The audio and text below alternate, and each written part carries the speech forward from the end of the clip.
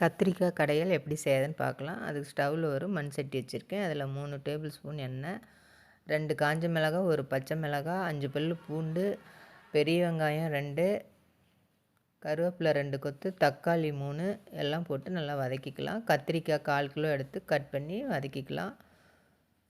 புளி ஒரு சின்ன துண்டு, ஒரு கைப்பிடி அளவு மல்லி இலை, மூடி போட்டு 2 நிமிஷம் வேக வைக்கலாம். இப்போ மஞ்சத்தூள் 1/4 டீஸ்பூன், 1/2 டீஸ்பூன் மிளகாய்த்தூள், 2 ஸ்பூன் குழம்பு மிளகாய்த்தூள் எல்லாம் சேர்த்து ஒரு 3 நிமிஷம் வேக வச்சு எடுத்துக்கலாம். ஆற வச்சு மிக்ஸி ஜாரில் பல்ஸ் மோடில் அரைச்சிட்டு வந்துடலாம்.